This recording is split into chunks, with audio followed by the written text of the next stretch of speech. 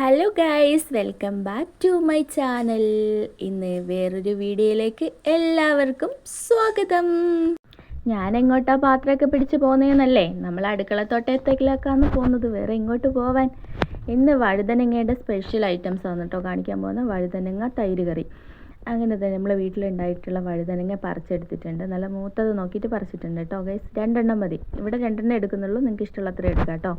അങ്ങനെ അതും പറിച്ചിട്ടുണ്ട്. പിന്നെ വീട്ടിൽ തന്നെ ഉണ്ടായിട്ടുള്ള പച്ചമുളക് പറിച്ചെടുക്കണം.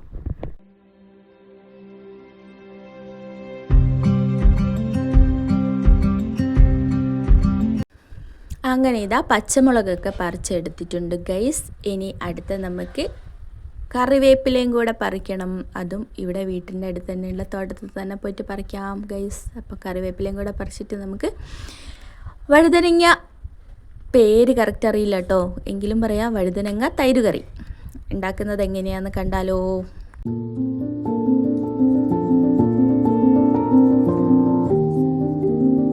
അങ്ങനെ വഴുതനങ്ങയൊക്കെ കഴുകി വൃത്തിയാക്കിയിട്ട് ഇതുപോലെ റൗണ്ടിൽ അരിഞ്ഞെടുക്കണം കേട്ടോ. കനം കുറച്ചിട്ട് നല്ല റൗണ്ടായിട്ട് അരിയണം.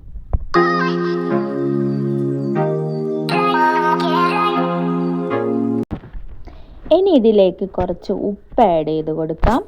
അതിനുശേഷം നമ്മൾ കുറച്ച് മുളക് പൊടി ഇട്ട് കൊടുക്കാം.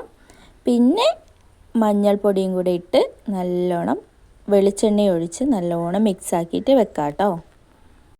പിന്നെ ഇതൊരു പാൻ എടുത്ത് വെളിച്ചെണ്ണ ഒഴിച്ച് ഇതിലേക്കെല്ലാം ഇട്ട് കൊടുത്തിട്ട് നല്ലോണം ഫ്രൈ ചെയ്തിട്ട് എടുക്കണം കേട്ടോ. അപ്പോൾ ഇവിടെ ഫ്രൈ ചെയ്തതൊക്കെ ഇവിടെ റെഡി ആയിട്ടുണ്ട്.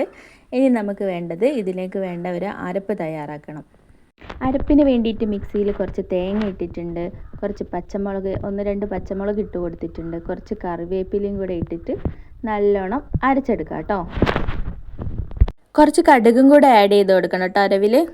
പിന്നെ ഇതിലേക്ക് വേണ്ട ചെറിയുള്ളി, വറ്റൽമുളക്, പച്ചമുളക്, കറിവേപ്പില ഇതെല്ലാം കൂടെ എടുത്ത് നമുക്കൊരു ചട്ടി അടുപ്പത്ത് വെച്ച് അതിലേക്ക് ഇതെല്ലാം കൂടെ ഒന്ന് വഴറ്റിയെടുക്കണം കേട്ടോ. അങ്ങനെ ചട്ടി അടുപ്പത്ത് വെച്ചിട്ടുണ്ട്.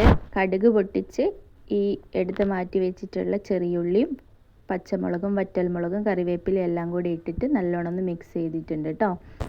ഇനി അരച്ച് വെച്ചിട്ടുള്ള ഈ അരപ്പ് അതിലേക്ക് ആഡ് ചെയ്ത് കൊടുക്കണം.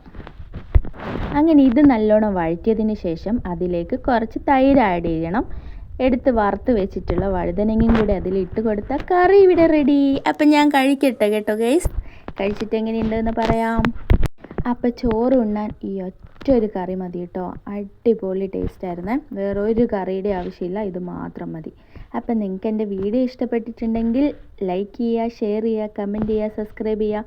അപ്പോൾ അടുത്തൊരു വീഡിയോ ആയിട്ട് കാണുന്നത് വരെ ടാറ്റ ബൈ ബൈ.